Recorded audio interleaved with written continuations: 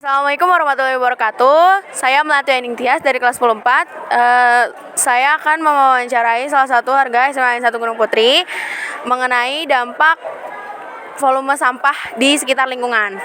Halo, boleh kenalan gak, namanya siapa? Oh iya, boleh. Nama saya Naila Kanza Azhara dari kelas 10-7. Oke, Naila, boleh tanya nggak nih, Naila? Apa nih, tentang sampah ya? Iya, tentang sampah. Kira-kira kalau misalnya belajar tapi lingkungannya tuh banyak sampah, nyaman nggak sih?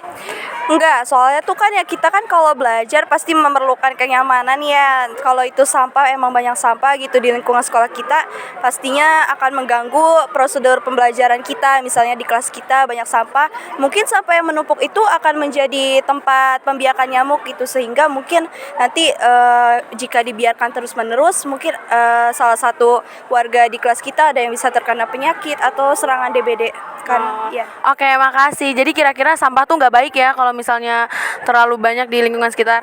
Iya, tentunya kurang baik. Nah, untuk itu mungkin kita perlu adanya pengawasan dari pengurus sekolah ataupun kita sendiri sebagai warga SMA N1 Gunung Putri harus sadar gitu akan pentingnya kebersihan sekolah kita, karena sampah ini juga selain menyebabkan penyakit bisa menyebabkan banjir di sekolah kita.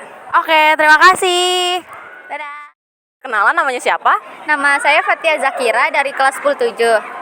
Oke, Fatia. Jadi aku mau nanya, bagaimana sih pendapat kamu tentang sekolah kita yang berserakan sampah-sampahnya ini?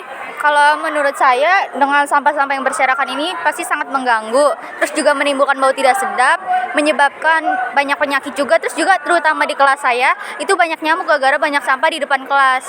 Oh, jadi menurut kamu solusi apa nih yang bisa kita lakukan? Kalau dari kita sendiri mungkin kita bisa membuang sampahnya nggak sembarangan, terus juga nggak di depan kelas, untuk di dalam kelasnya juga, jadi kita bisa pakai obat nyamuk untuk mengurangi nyamuknya. Dan kalau dari pihak sekolah, kita bisa melakukan aktivitas itu mengajak siswa-siswanya untuk melakukan aktivitas go green. Jadi itu ada 3 hal yang perlu dilakukan, itu ada reduce, reuse, dan recycle untuk mengurangi sampah-sampah di SMN 1 Gunung Putri. Oke, makasih Fatia. Sama-sama. Perkenalkan, namanya siapa? Nama saya Dewi Andika Wijaksono dari kelas 11 MIPA 5. Bagaimana pendapat Anda tentang belajar tapi lingkungan Anda banyak sampah? Pendapat saya sih emang kurang nyaman sih ya, karena membuat orang tuh risih masalah sampah itu ya.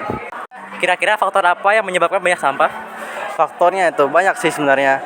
Ada orang yang buang sampah sembarangan, terus ya banyak pokoknya. Oke, terima kasih. Halo, namanya siapa? Nama saya Raja. Apa pendapat Raja tentang sampah di sekolah ini? Menurut saya sampah di sini tuh membuat kita nggak nyaman ya. Jadi kurangnya untuk fasilitas di sekolah ini. Jadi kurang untuk kita semakin fokus untuk belajar. Jadi kayak seperti di lingkungan sekolah banyak kayak sampah berkeliaran di mana-mana. Jadi sehingga membuat kami itu tidak membuat nyaman lah. Jadi seharusnya lebih baiknya mengadakan sebuah gotong royong bersama di setiap hari-hari tertentu itu sih. Bagaimana cara mengatasi sampah di sekolah ini?